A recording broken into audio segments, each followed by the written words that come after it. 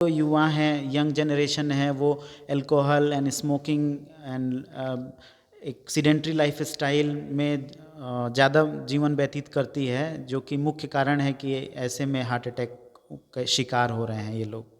आज world heart day है और इसको लेके हम अपने दर्शकों के लिए एक खास प्रोग्राम लेके आए हैं, जिसमें हम आपको बताएंगे कि दिल की समस्याओं से कैसे समाधान पाए और आपके दिल को किस तरीके से बेहतर बनाया जा सकता है। हमारे साथ खास बातचीत करने के लिए शाहीन अहमद हैं और जयप्रभा मेदांता हॉस्पिटल के एसोसिएट डायरेक्टर है। आज हम इनसे बात करेंगे। सर, सबसे पहले तो कशिश न्यूज़ में आपका बहुत बहुत स्वागत है। Thank you, thank you.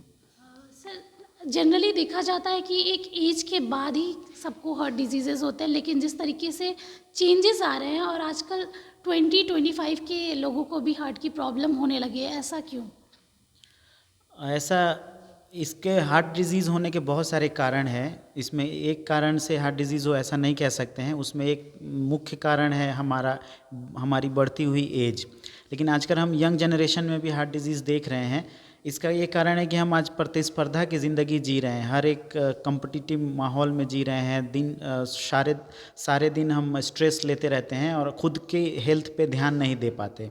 इसके अलावा जो युवा हैं, यंग जनरेशन है, वो अल्कोहल एंड स्मोकिंग एंड एक सीडेंट्री लाइफ स्टाइल में ज़्यादा जीवन व्यतीत करती है, जो कि मुख्य कारण है कि ऐसे में हार्ट अटैक का शिकार हो रहे हैं ये लोग।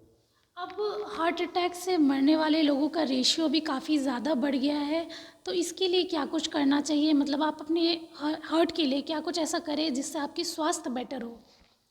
हार्ट अटैक से देखिए, हार्ट अटैक से मरने वालों की संख्या ज़्यादा हो गई ऐसा तो मैं नहीं कहूँगा, लेकिन हाँ, अवेयरनेस लोगों में ज़्यादा हो गई है। आजकल WhatsApp and YouTube, Facebook, media इतनी जागरूक है कि हम हार्ट अटैक के न्यूज़ को हमारी तक पहुँच पा रही है। लेकिन सबसे अहम बात यह है कि जब आपको हार्ट अटैक हो तो आप उसके शुरुआती लक्षणों को इग्नोर ना करें। जैसे कि चेस्ट पेन बहुत सीवियर हो रहा है, रात के टाइम हो रहा है, तो बहुत सारे लोग उसको गैस का दर्द मान के घर पे ही रह जाते हैं, और जबकि वो हार्ट अटैक होता है और वो फिर सीरियस हो जाते हैं, उनकी डेथ हो जाती है। तो ऐसा कभी भी सिचुएशन हो जब आपको बहुत अनबियरेबल चेस्ट पेन हो रहा है, पसीने आ रहे हैं, रात का कोई भी टाइम हो, या तो आप अपने नज़दीकी हॉस्पिटल में ज़रूर संपर्क करें और वहाँ एक ईसीजी कराएं। उससे बहुत आइडिया लग जाता है कि हमें हार्ट अटैक है या कुछ और है। साथ में मैं ये जानना चाहूँगी कि हार्ट की बीमारियाँ सबसे ज़्यादा किनको होने में चांसेस ज़्यादा है? हार्ट डिज़ीज़ होने के बहुत सारे रिस्क फैक्टर हैं। उसमें जो रिस्क फैक्टर हैं, एक तो बढ़ती उम्र है, जेनेटिक्स हैं जो हमें अपने माता पिता से मिलती है, दूसरा जेंडर है, जैसे मेल में ज़्यादा होती है। इसके अलावा डायबिटीज़ है, हाइपरटेंशन है, लिपिड कोलेस्ट्रॉल की प्रॉब्लम है, ओबेसिटी है, वज़न बहुत ज़्यादा होना, सीडेंट्री लाइफ स्टाइल मतलब ऑफिस वर्क करना, वॉक नहीं करना, एक्सरसाइज नहीं करना, खान पान का ध्यान नहीं देना, स्ट्रेस में लाइफ जीना, और पोल्यूशन है हमारा। इन सब चीज़ों से हार्ट डिज़ीज़ का रिस्क बढ़ता है। ऐसा क्या कुछ करें कि हार्ट डिजीज़ से आप बच सकें? कुछ टिप्स आपके पास? जैसे मैंने जो रिस्क फैक्टर बताए उनको एक एक करके रिड्यूस करना चाहिए। हार्ट अटैक का रिस्क ज़ीरो नहीं किया जा सकता, लेकिन उन्हें कम किया जा सकता है। जैसे आप बढ़ती उम्र को, जेनेटिक्स को, और आप मेल जेंडर, इन सब को बदल नहीं सकते हैं, लेकिन आप अपने टाइम से अपनी डायबिटीज़ को कंट्रोल कर सकते हैं, डॉक्टर की सलाह मान के ब्लड प्रेशर कंट्रोल कर सकते हैं, कोलेस्ट्रॉल की दवा ले सकते हैं, स्मोकिंग बिल्कुल बंद कर सकते हैं, अल्कोहल बंद कर सकते हैं। अगर आप ओबीज़ हैं तो वेट लॉस कर सकते हैं, रेगुलर एक्सरसाइज करना चाहिए। हर इंसान को हफ्ते में 150 मिनट 150 मिनट्स वॉक करना चाहिए अपनी नॉर्मल लाइफ स्टाइल के अलावा, जिसमें से 75 मिनट थोड़े ब्रिस्क होने चाहिए, यानी कि थोड़ी स्पीड में वॉक करनी चाहिए। ये कर सकते हैं, पॉल्यूशन से बच सकते हैं, स्ट्रेस कम कर सकते हैं। ये सब बचाव के उपाय हैं जिससे आप हार्ट डिजीज़ के रिस्क को कम कर सकते हैं। सर, इसके साथ मैं ये जानना चाहूँगी, जैसे आपने बताया कि अल्कोहल और स्मोकिंग काफ़ी इफ़ेक्ट करती है हार्ट डिजीज़ में, तो ऐसा क्या कुछ होता है जिसकी वजह से हार्ट पे डायरेक्ट असर पड़ता है? देखिए, स्मोकिंग से हम लंग्स में इन्हेल करते हैं कार्बन कार्बन के वो तो हमें लंग तो डैमेज करता ही है। इसके साथ साथ स्मोकिंग से फ्री रेडिकल्स जनरेट होते हैं। फ्री रेडिकल्स एथेरोस्क्लेरोसिस और इन कोरोनरी आर्टरी डिजीज़ के ऊपर एक परत होती है जिसको इंडोथीलियम कहते हैं, जो एक प्रोटेक्टिव होती है क्लॉट नहीं बनने देने के लिए। लेकिन स्मोकिंग उसको इंजरी करता है, डायरेक्ट इंजरी कर सकता है। जैसे ही वो endothelial layer, protective layer damage होगी, आपकी कोरोनरी आर्टरी जो हार्ट को ब्लड सप्लाई करती है उसमें क्लॉट बन जाता है और वो क्लॉट पूरी आर्टरी को चोक कर देता है, जिससे कि हार्ट अटैक होता है। तो इसीलिए लोगों को ये लगता है कि मैं बहुत ज़्यादा सिगरेट पी रहा हूँ तो ज़्यादा रिस्क पे हूँ, उसको कम कर लूँगा तो रिस्क कम हो जाएगा। ऐसा नहीं है, ये ऑल और नन फिनोमेना है। मतलब आप 1 सिगरेट 2 सिगरेट पिए या आप 10 सिगरेट पिए, आपका रिस्क उतना ही है। कार्डियक डिजीज़ का, लंग का अलग है, कार्डियक डिजीज़ का उतना ही है। इसीलिए स्मोकिंग बिल्कुल नहीं करनी चाहिए और जितनी जल्दी हो सके उसे छोड़ने की कोशिश करनी चाहिए। कहीं ना कहीं हार्ट डिजीज़ इतनी ज़्यादा फैल रही हैं या फिर हो रही हैं, उसका कारण स्मोकिंग है।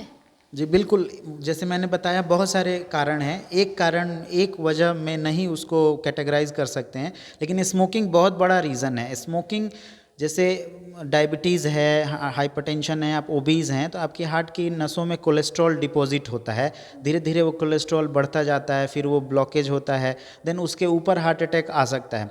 लेकिन स्मोकर्स जो हैं उनके में कोई कोलेस्ट्रॉल जमे बिना ही हार्ट अटैक हो सकता है। मतलब आपकी आर्टरीज नॉर्मल थी और आपने स्मोकिंग की, उससे आपकी इंडोथीलियल लेयर जो प्रोटेक्टिव लेयर थी वो डैमेज हुआ और क्लॉट बना।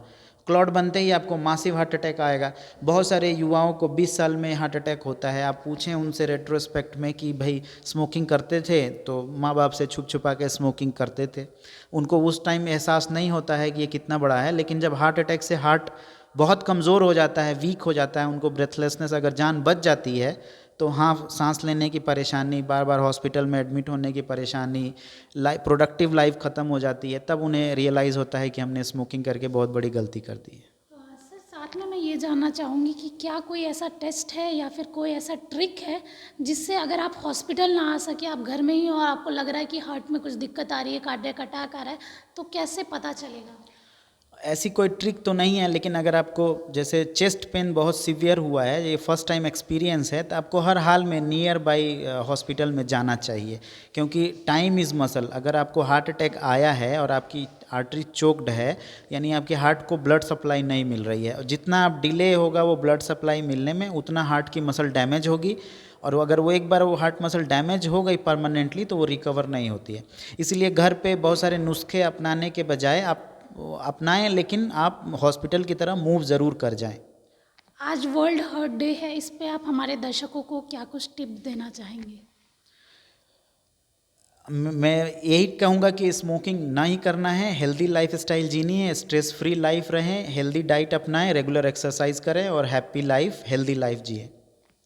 तो देखिए, वर्ल्ड हेल्थ डे है और आज हम आपको बता रहे हैं कि आपके दिल को स्वस्थ कैसा रखा जाए, साथ में उसमें अगर कुछ दिक्कत आ रही है आपको या फिर कार्डियक अटैक आ रहा है तो उसके लिए आपको क्या कुछ करना है। स्मोकिंग एक बहुत बड़ा कारण है कार्डियक अटैक आने का, क्योंकि हमारे यंगस्टर्स अभी ज़्यादा स्मोक करते हैं in comparison to previous generation.